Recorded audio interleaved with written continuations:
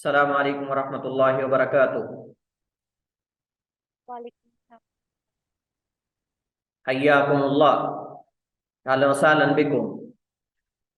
अल्हम्दुलिल्लाहि रब्बिल आलमीन वस्सलातु वस्सलामु अला अशरफिल खल्क़ि व खातमिन नबिय्यीन नबीना व हबीबिना व कुदवतिना मुहम्मदिन व अला आलिहि व अस्हाबिहि अजमाइन। अम्मा बाद, हमने गुज़श्ता हमारे जो 2 लेक्चर्स हुए हैं वो हलाल और हराम के हवाले से और खानों के हवाले से हमने कुछ मसाइल और अहकाम पढ़े। आज कुछ मजीद हमारे पास मसाइल हैं और कवायद हैं जिनका ताल्लुक खानों के साथ है और हलाल और हराम के साथ है। इंशाअल्लाह आज हम इस मौजू को मुकम्मल करने की कोशिश करेंगे। सबसे पहले हमारे पास मसला है कि हलाल और हराम के अंदर हिकमत क्या है, यानी हलाल और हराम की जो तफरीक की गई है इसमें असल हिकमत क्या है, क्यों कुछ चीज़ें हलाल की गई हैं कुछ हराम की गई। ऐसा क्यों ना हो कि सारी चीजें जो हैं उनको इंसानियत की स्वाबदीद पे छोड़ दिया जाए। जिसको इंसानी अकल जो है वो सही समझे उसको सही करार दे दिया जाए, और जिसको इंसानी अकल जो है वो कभी समझे उसको कभी करार दे दिया जाए। तो ऐसा क्यों नहीं हुआ, बल्कि शरीयत ने जो है वो हलाल और हराम की तफरीक की। तो इसमें असल चीज क्या है? कई चीजें इसके अंदर हम जिक्र कर सकते हैं। सबसे बुनियादी चीज तो ये जिक्र की जा सकती है कि इंसानी अकल जो है वो नाकिस है। इंसानी अकल जो है वो नाकिस है। अगरचे इंसान एक हद तक तहसीन और तकबीर, चीजों की अच्छाई और बुराई को इंसानी अकल जो है वो पहचान सकती है, लेकिन बाज चीजें ऐसी हैं कि जिनकी हकीकत तक अकल नहीं पहुंच सकती, और उनके बारे में हलाल या हराम होने का फैसला अकल नहीं कर सकती।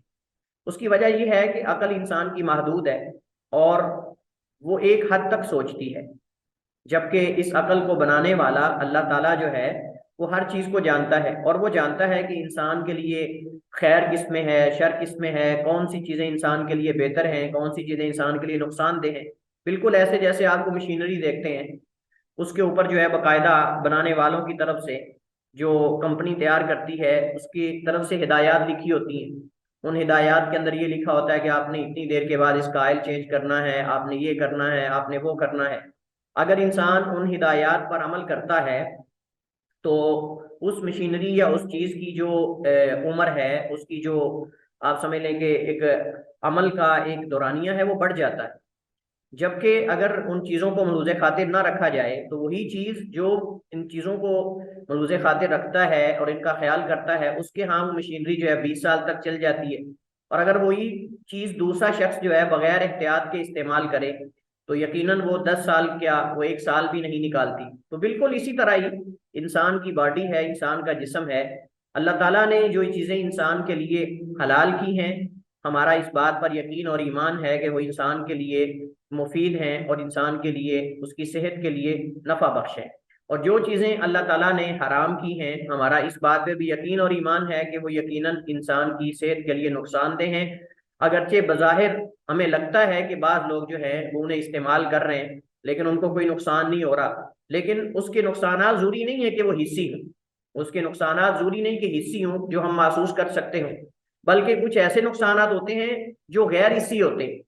मसलन खंजीर का गोश्त है। अब खंजीर का गोश्त जो है बज़ाहिर उन लोगों को लगता है कि शायद इसके अंदर कोई साइड इफेक्ट नहीं, इसके कोई नुकसानात नहीं, लेकिन उसके कुछ आप समझ लें कि ऐसे नुकसानात हैं जो उनकी नेचर, उनकी तबीयत और उनके जो मिजाज है, उनकी जो सोच है उसको बदल देती है।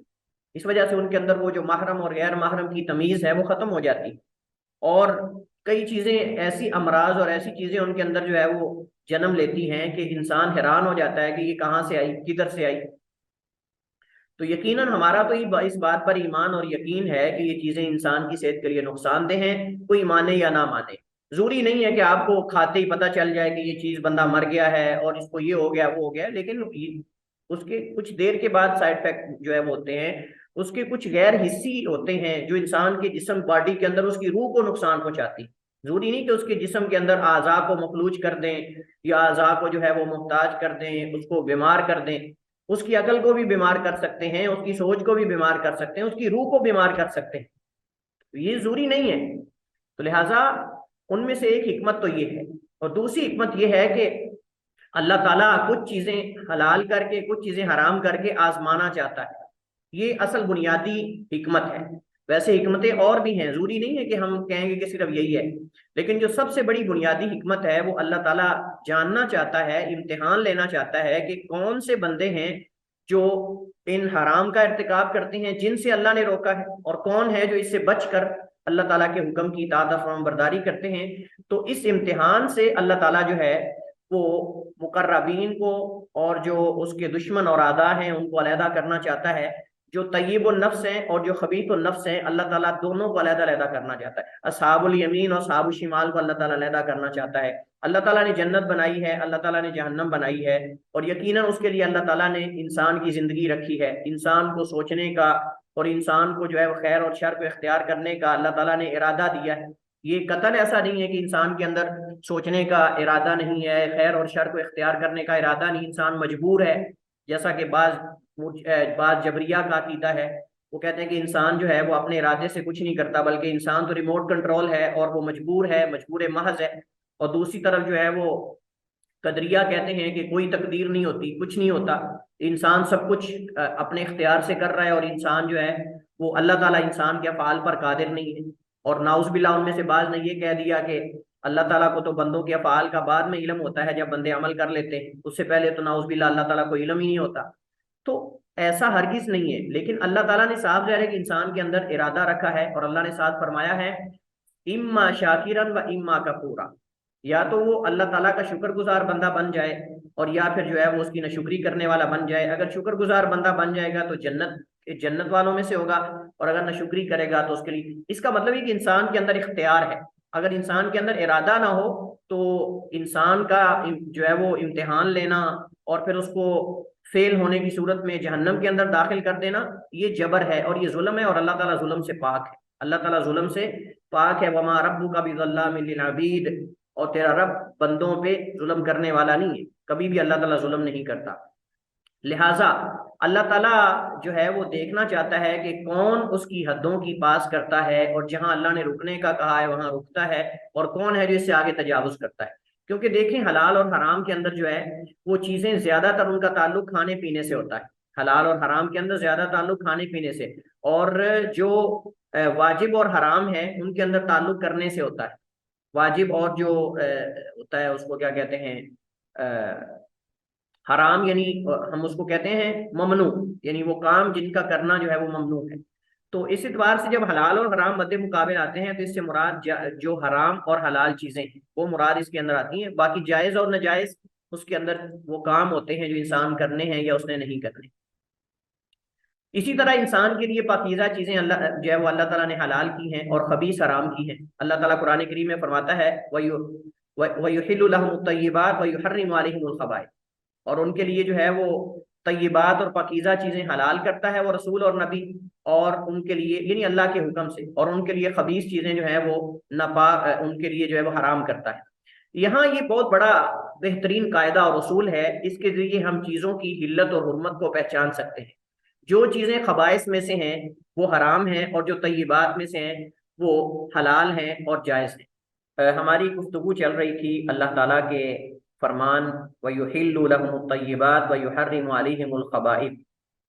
ये असल में जुज है एक सूरह आराफ की बड़ी आयत का ये कुछ हिस्सा है, और आयत का बकिया हिस्सा जो है वो कुछ यूं है कि अल्लज़ीना यत्तबिऊन रसूल नबिय्यल उम्मी अल्लज़ी यजिदूनहु मकतूबन इंदहुम फित तौरात वल इंजील, के वो लोग जो इत्तिबा करते हैं, पैरवी करते हैं ऐसे रसूल की जो नबी हैं उम्मी, और वो लोग अपने पास तौरात और इंजील में लिखा हुआ पाते हैं। यजीदूनहु, वो पाते हैं उसे, मकतूबन लिखा हुआ, इंदहुम अपने पास, फित तौरात में, वाल इंजील और इंजील में। अब इस नबी की खूबी और इसकी सिफात क्या है? यअमुरुहुम बिल मारूफ व यनहाहुम अनिल मुनकर, उनको नेकी का हुक्म देता है और उनको बुराई से रोकता है। वयुहिल्लु लहुमुत तय्यिबात, और उनके लिए पाकीज़ा चीजें हलाल करता है। वयुहर्रिमु अलैहिमुल खबाइथ, और खबीस चीजें उनके लिए जो है वो हराम करता है। ये एक बहुत बड़ा कायदा और उसूल है, क्योंकि मसलन दौर हाजिर में कोई शख्स कह सकता है जी ये ड्रग्स की कई ऐसी सूरतें हैं कि जो नशा नहीं पैदा करती, तो वो आप कैसे हराम करेंगे? सिगरेट है, हुक्का है, ये चीजें आप कैसे इसको नाजायज करार देंगे? आपके पास क्या दलील है इस चीज की?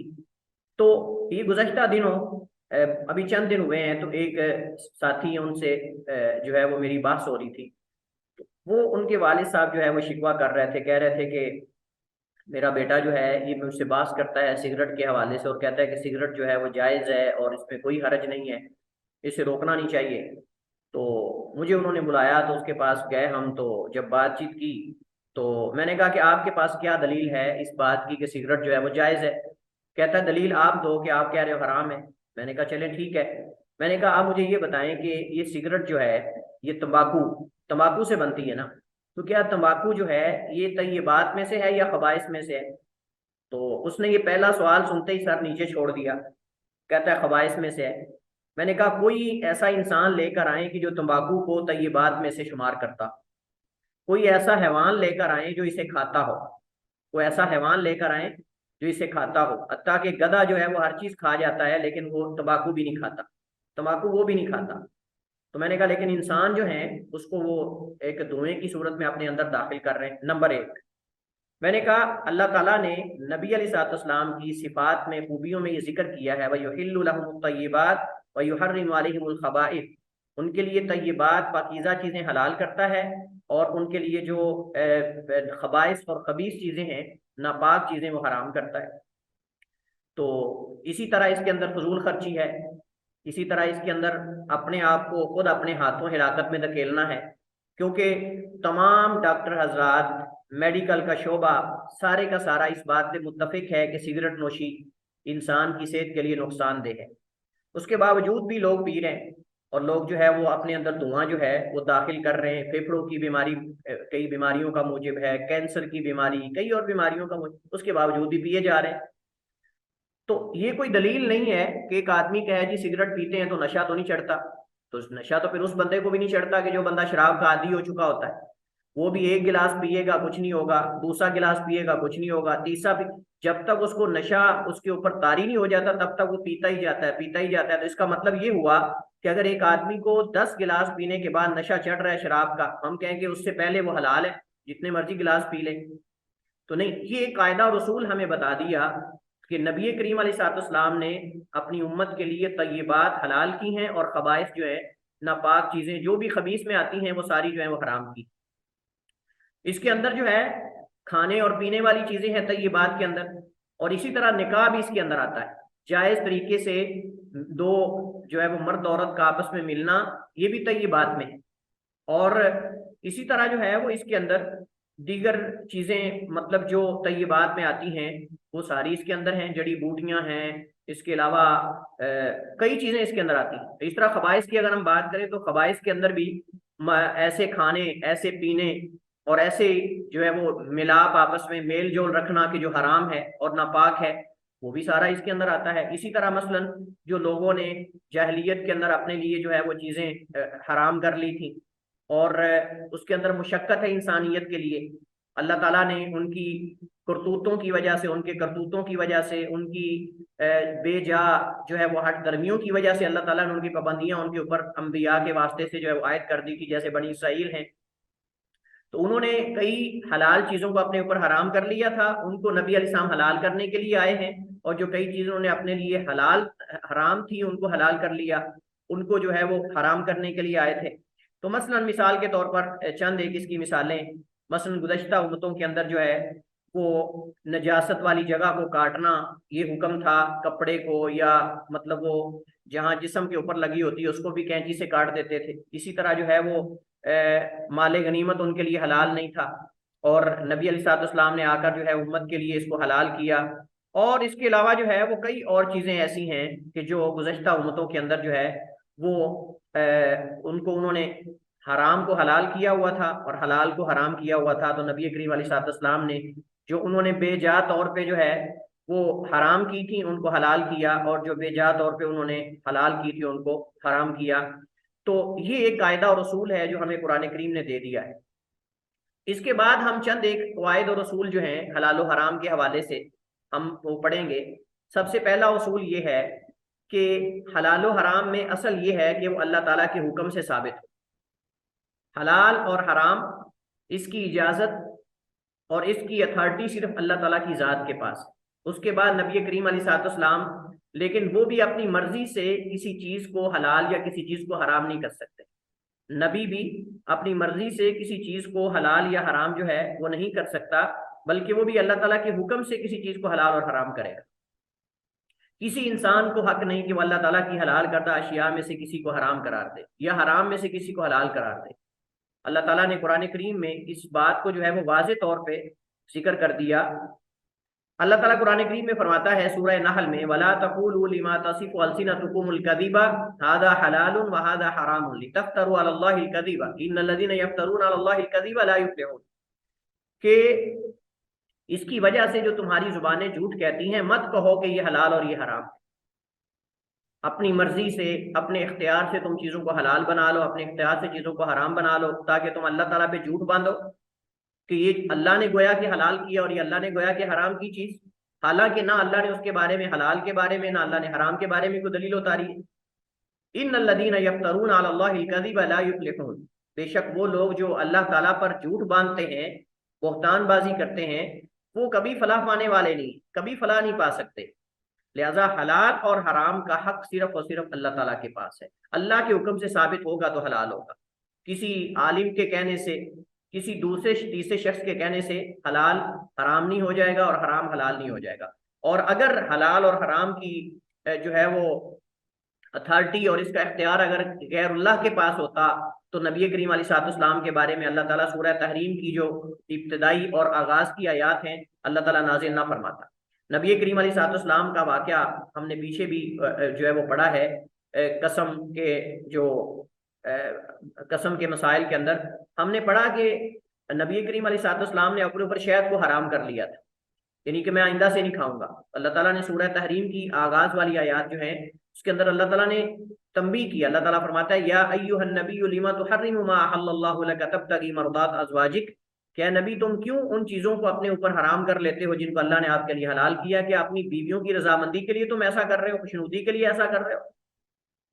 तो इससे पता चलता है कि जब नबी के पास भी बजाते खुद किसी चीज को हलाल और हराम करने का इख्तियार नहीं है, तो किसी दूसरे तीसरे के पास कैसे हो सकता है।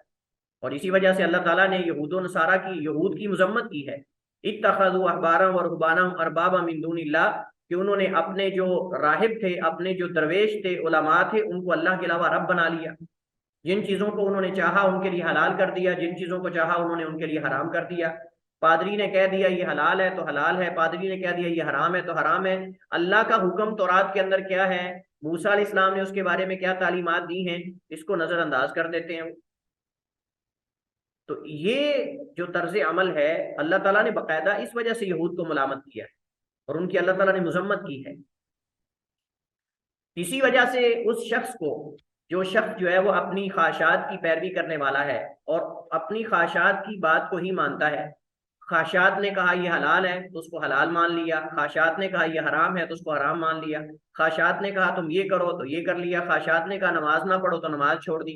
तो ऐसे शख्स के बारे में भी अल्लाह ताला ने कुरान करीम में फरमाया कि अफरअयता मन इत्तखज़ इलाहहु हवा वअदल्लाहु अला इल्म, क्या तुमने देखा नहीं उस शख्स की तरफ जिसने अपनी ख्वाहिशात को अपना माबूद बना लिया हो, उसकी ख्वाहिशात जो उसको कहती हैं उसके मुताबिक वो कर रहा है। यानी गोया के जैसे माबूद की बात मानी जाती है, माबूद की इताअत फर्मा बरदारी की जाती है, ऐसे वो अपनी ख्वाहिशात की इत्तिबा फर्मा बरदारी कर रहा है, गोया के वो उसकी माबूद बन गई, गोया के वो उसकी माबूद बन गई। इसी तरह इंसान, किसी इंसान की अगर इस कदर इताअत करने लग जाए जिस कदर जो है वो अल्लाह ताला की इताअत होनी चाहिए, माबूद की बात को मानना चाहिए, उससे उस कदर मोहब्बत करने लग जाए, तो वो शख्स भी, वो चीज़ भी उसकी माबूद बन जाती है, वो चीज़ भी उसकी माबूद बन जाती है।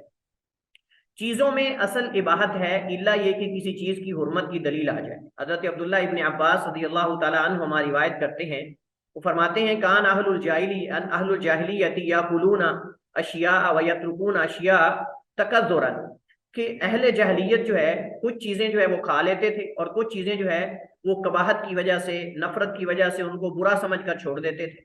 वबाअथ अल्लाहु नबिय्यहु सल्लल्लाहु अलैहि वसल्लम, तो अल्लाह ताला ने अपने नबी करीम सल्लल्लाहु अलैहि वसल्लम को मबऊस किया, व अनज़ला किताबहु, और अपनी किताब अल्लाह ताला ने नाजिल की, वहल्ल हलालहू, अपनी हलाल करदा चीज़ों को उनके लिए हलाल किया, वहर्रम हरामहू, और अपनी हराम करदा चीज़ों को उनके लिए हराम का यानी ऐलान किया कि ये चीज़ें मेरे नज़दीक हलाल हैं और ये चीज़ें जो हैं वो मेरे नज़दीक हराम हैं। फमा अहल्ला फहुव हलालुन, बस जिन चीज़ों को अल्लाह ने किताब के ज़रिए रसूल के ज़रिए हलाल कर दिया है वो तुम्हारे ऊपर हलाल है, कोई दूसरा उसे हराम नहीं कर सकता। वमा हर्रमा फहुआ हराम, और जो उसने हराम कर दी वो हराम है। लेकिन वमा सकत अनहु फहुआ अफवन, और जिससे वो खामोश है यानी शारे अल्लाह ताला, उसने ना उसकी हिल्लत का ऐलान किया ना उसकी हुर्मत का ऐलान किया, फहुआ अफवन, तो वो मुआफ है। मतलब ये कि उसमें इजाजत है, उसमें इजाजत है। हाँ, एक बात ज़हन नशीन रहे, जैसे हमने समंदर के शिकार के बारे में हमने मसला पढ़ा था कि अगर शरीयत में किसी जानवर या किसी चीज के बारे में हलाल या हराम होने के का कोई कोई जो है वो सबूत नहीं है, कोई दलील नहीं है, नस नहीं है, तो उसमें हम देखेंगे कि मेडिकल साइंस या डॉक्टर हजरात या तिब उसके बारे में क्या कहती है। अगर तो मेडिकल साइंस से, तिब से ये साबित हो जाए कि ये चीज इंसान के लिए जहर का सबब है, मौत का सबब है, या उसकी डेथ हो सकती है इस चीज के खाने से, जैसे जहर है। अब जहर को नाम लेकर तो नहीं कहा गया ना कि जहर हराम है, लेकिन दूसरी तरफ ये तो कह दिया गया ना कि वला तुल्कू बियदीकुम इला तहलुका, कि तुम अपने आप को अपने हाथों हिलाकत के मुंह में न धकेलो। इस तरह के मोटे मोटे कवायद तो शरीयत ने बता दिए ना कि खुदकुशी करना जायज नहीं। एक चीज का इंसान को पता है कि ये जो है वो जहर है और जहर कातिल है, कत्ल करने वाला जहर है, ये ऐसी चीज है जिससे इंसान फौरन खाते मर जाता है, तो एक इंसान क्या कि चले मैं ट्राई करता हूँ, या मैं चले तजुर्बा कर लेता हूँ, या वो इंसान उसको खाने लग जाता है बावजूद इसके कि उसको बता दिया गया।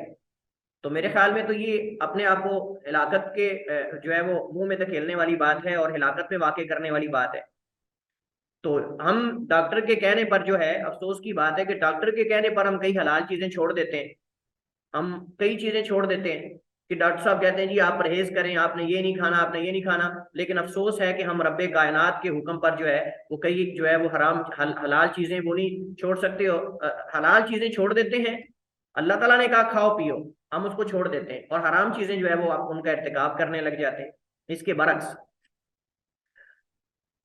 व तला, और उसके बाद नबी करीम अब्दुल्लाह इब्न अब्बास रज़ियल्लाहु ताला अन्हुमा ने ये कुरान करीम की आयत जो आयत इसकी तिलावत की, कुल ला अजिदु फी मा उहिया इलैया मुहर्रमन अला ताइमी यतअम, क्या नबी फरमा दीजिए कि नहीं मैं पाता फी उस चीज में, माँ जो उहिया इलैया वही की मेरी तरफ, मुहर्रमन हराम, कोई भी चीज मैं हराम नहीं पाता जो मेरी तरफ वही की गई है, अला ताइमिन किसी चीज खाने वाले पर जो खाना चाहे, असल ये कि हलाल है। तो असल महल्ले शाहिद इस हदीस से ये है, कुरान करीम की ये आयत कि जिससे शरीयत खामोश है और उसके हलाल और हराम का जिक्र नहीं है, इसका मतलब ये कि असल ये है कि चीज़ों में वो मुबाह है और जायज़ है और हलाल है।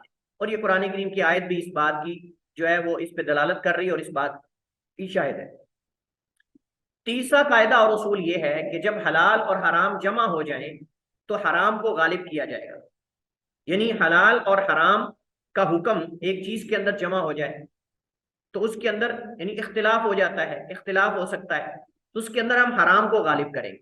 जब हलाल और हराम एक चीज के अंदर जमा हो जाए, दलाइल दोनों मिल रहे हैं, उसके हलाल होने के दलाइल भी मिल रहे हैं और चीज के अंदर हराम होने के दलाइल भी मिल रहे हैं, तो उसके अंदर हम क्या करेंगे, उसमें हराम जो है उसको हम गालिब करेंगे। यानी जिस चीज में हलाल और हराम का इख्तिलात हो, एक तो ये है कि चीजें मिक्स हो जाए, हलाल भी उसके अंदर है हराम भी उसके अंदर है। इसकी अगर आप मिसाल लेना चाहें तो इसकी मिसाल खच्चर की है, इसकी मिसाल खच्चर है। अब जो खच्चर है ये दो चीजों से मिक्स होकर बनता है, गधा और घोड़ा। आप जानते हैं कि गधे और घोड़ी के जो घोड़े का जो उसकी मादा है उसके मिलाप से ये जो है वो खच्चर बनता है। और खच्चर ना तो खालिस जो है खालिस होता है यानी गधा है, और ना खालिस जो है वो घोड़ा है, ये दो दो जिन्सों के दरमियान है। चूंकि ये दो जिन्सों का मिलाप करके बनाया जाता है, अब घोड़ा हलाल है जबकि गधा हराम है, तो इस सूरत के अंदर हम हराम को गालिब करेंगे। और इस वजह से हमने पीछे हदीस के अंदर पढ़ा है कि खच्चर जो है उसका खाना और उसका गोश्त जो है वो हराम है, क्योंकि ये हलाल और हराम जमा हुए तो हराम को हम गालिब करेंगे। ये कायदा है जो इस तरह की हदीस से अखज़ किया गया, जो इस तरह की हदीस से अखज़ किया गया, और दोनों के दलाइल हैं। और इनमें शुबहात से बचने के लिए हुर्मत को मुकद्दम मानते हुए उसे छोड़ दिया जाएगा। इसी तरह शुबहात की चीजें हैं शुबे वाली चीजें हैं, उनसे भी हमें बचने का हुक्म दिया गया है।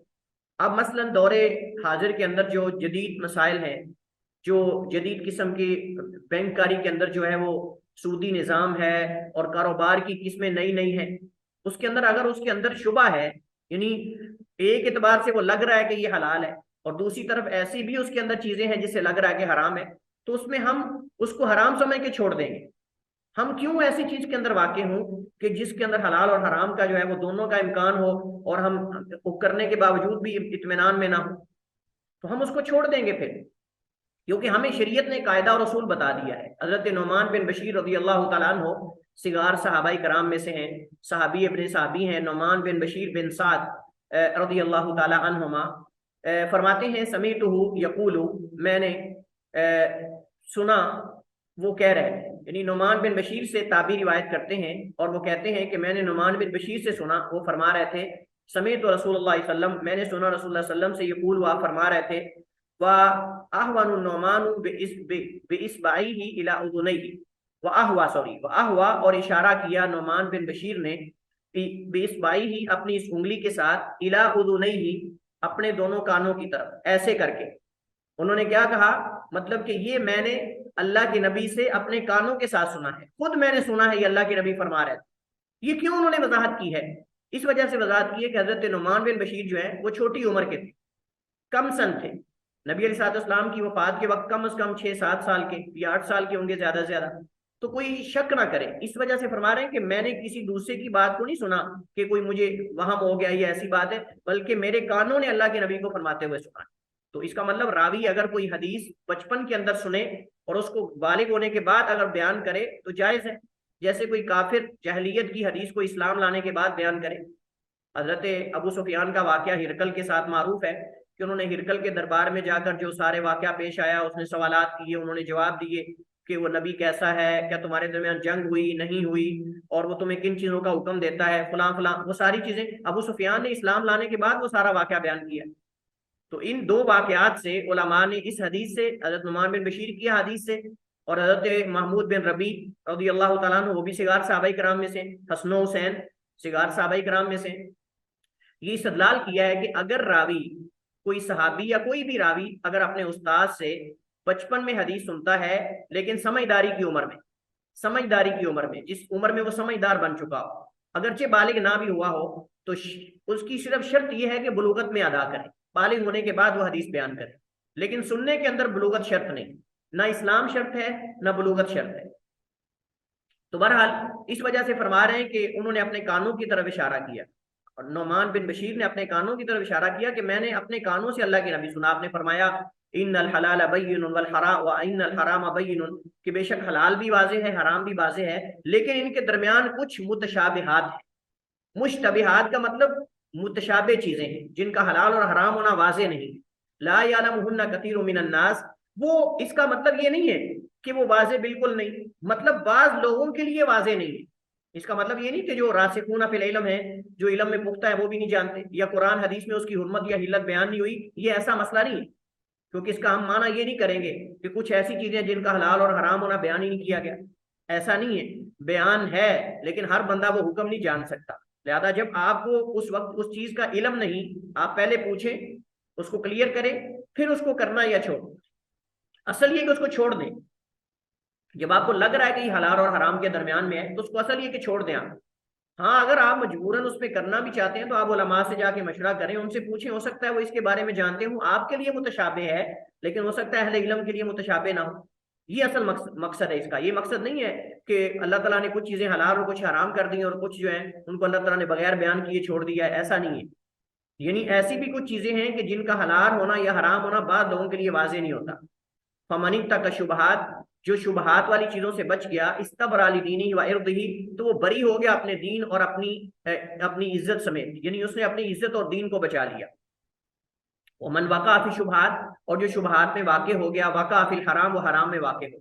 कर्राई, उस चरवाहे की तरह, यरआ, जो बकरियां चरवाता है, हौल अल हिमा, चरागाह के इर्द गिर्द, ऐसी चरागाह कि जिससे बादशाह ने मना कर दिया है कि तुमने इस चरागाह के अंदर नहीं जाना, जिसकी बकरी अंदर घुस गई उसकी गर्दन काट दूंगा। अब जो शख्स बकरियां करीब लेके जाएगा, करीब है कोई बकरी पूशी लगा के अंदर चली जाए, जो है वो बुतक कर अंदर चली जाए, कहीं से सुराख देकर अंदर चली जाए तो बादशाह गर्दन उड़ा देगा। लिहाजा अगर जान प्यारी है तो उसके करीब ही ना जाए। अगर करीब जाएगा बकरियां लेके तो यकीनन वो उसके अंदर वाकई होंगी। आप उसमें जाएं क्यों उसके करीब जिसके बारे में आपको शक है कि यहाँ गर्दन उठ सकती है। तो लिहाजा जिन चीजों के अंदर हराम में वाकई होने का डर हो उनसे बच जाना चाहिए इंसान को। ये उसूल और कायदा है। जरूरियात जो है इंसान की हराम को भी मुबाह कर देती है। जरूरियात जो है, अब जरूरात तो भी उल महजूरात, जब इंसान की मजबूरी आती है ना, जिस कदर इंसान मजबूरी में आता है शरीयत के हुक्म में वुसअत पैदा हो जाती है। शरीयत के हुक्म में वुसअत पैदा हो जाती है। जैसे जैसे इंसान की मजबूरी बढ़ती जाती है उसके उज़र बढ़ते जाते हैं, अल्लाह हुक्म के अंदर वुसअत पैदा करते जाते हैं। अल्लाह ताला का हुक्म जो है उसके अंदर वुसअत पैदा होती जाती है। आपके अंदर तंगी आएगी, मुश्किल आएगी, शरीयत का हुक्म नरम होता जाएगा।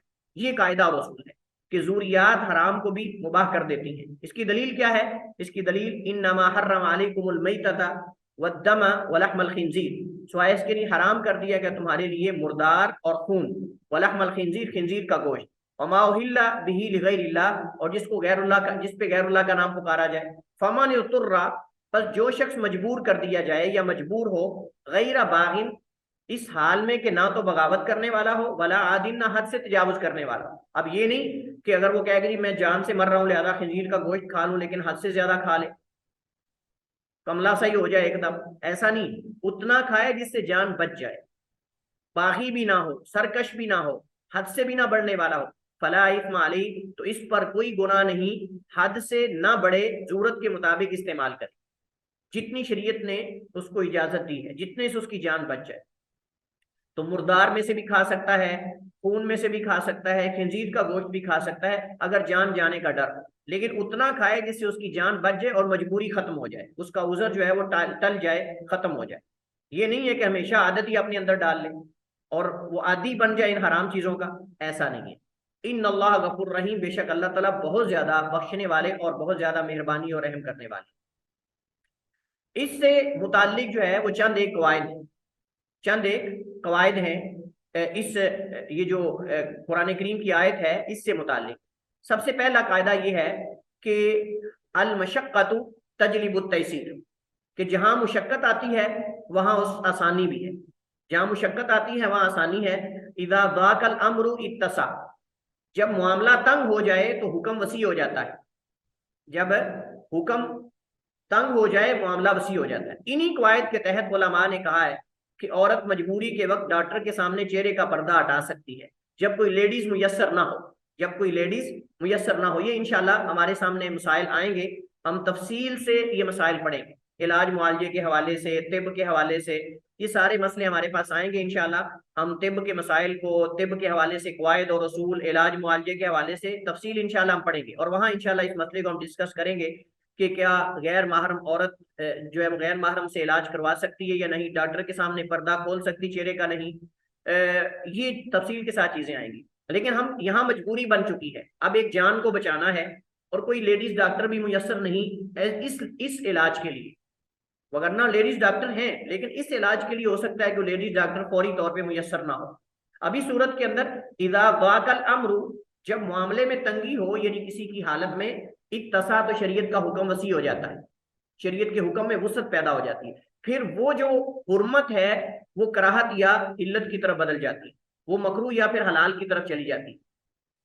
मामलात में एतबार नीयत का होगा, मामलात में एतबार नीयत का होगा। इन अमल आमाल बिन्नियात, आमाल का दारोमदार नीयत पर। ये बड़ी जबरदस्त मिसाल है इस कायदे को समझने के लिए। मिसाल के तौर पर अगर किसी ने जाल बिछाया और मकसद उसे धूप में खुश करने का हो और दूसरी तरफ से कोई शिकार वो भगा रहा हो शिकार करने के लिए, और वो शिकार इस जाल में फंस जाए, तो ये शिकार भगाने वाले का होगा, उसका नहीं। समझ रहे हैं आप बात? ये एक मैंने मिसाल दी। शरीयत के अंदर तमाम अहकाम नीयत पर है। एक शिकारी है, वो शिकार कर रहा है, वो जानवरों को भगा रहा है जंगल से। फायर एक शिकारी जो है वो शिकारी नहीं, अपने जाल को खुश कर रहा है, वैसे उसने अपना जाल रखा हुआ है उसको साफ करने के लिए किसी तरह। अब एक आदमी शिकार कर रहा है, अब वो चीज उसके जाल में आके फंस जाती है, वो कहे कि नहीं ये तो मैं शिकार के लिए फेंका हुआ था। नहीं, उसकी नीयत का एतबार होगा कि इनमें से शिकार के इरादे से कौन जानवर को भगा रहा है। इसी तरह एक आदमी ने गड्ढा खोदा है, अब उसकी गड़ा खोदने का मकसद किसी को उसके अंदर गिराना नहीं, किसी को उसके अंदर गिराना नहीं, क्योंकि वो रास्ते में तो बिल्कुल खोद नहीं रहा, वो साइड पे खोद रहा है। अब यकीनन असल ये कि उसका इरादा गिराने का नहीं, अगर उसमें कोई गिर जाता है तो उस पे जो है वो कोई किसी किस्म की दियत वगैरह नहीं डाली जाएगी। लेकिन अगर एक बंदा बिल्कुल रोड के दरमियान में बगैर कोई रुकावट रखे, बगैर कुछ किए वो गड्ढे खोद देता है, अब इसका मतलब ही यही है कि बंदा गिराना चाहता है, क्योंकि इस शख्स को चाहिए था कि पहले ट्रैफिक बंद करवाए या दरमियान में कुछ चीज रखे, अगर उसने कुछ बनाना भी है, और एक रातों रात गड्ढा खोद दे, सुबह सारे लोग उसके अंदर गड़म गड़म गिरते जाएं, तो इसका मतलब इसका इरादा ही गिराने का है। तो ये चीजें हैं, हम यानी इनको इस एतबार से समझ सकते हैं कि मामलात के अंदर असल नीयत का एतबार हो। इस वजह से अगर किसी के पास अमानत रखी है और वो अमानत जाया हो जाती है, तो इसके अंदर भी हम देखेंगे उसकी नीयत क्या थी, क्या उसके अंदर उसकी कोताही है नहीं है, क्या उसने जानबूझकर उसको किया है या उसका इरादा नहीं था उसको जाया करने का। तो ये इस चीज के अंदर जो है वो इनका बहुत ज्यादा जो है वो अमल दखल है। इसी तरह अगर एक इंसान ने किसी को खाने की कोई चीज दी है, उसको नहीं पता कि ये मतलब इसके अंदर कोई मसला है, तो उसको मुजरम नहीं समझा जाएगा। मुजरिम उसको समझा जाएगा जिसका इरादा था वो हराम खिलाने का, या वो उसको फंसाने का, या उसके ऊपर कोई किसी किस्म का केस करने का। तो इस एतबार से ये हम इस उसूल से बहुत सारी चीजें वो समझ सकते हैं। वल्लाहु ताला आलम व अहकम, व सल्लल्लाहु अलैहि वसल्लम अला नबीना मुहम्मद व अला आलिहि व सहबिहि वसल्लम।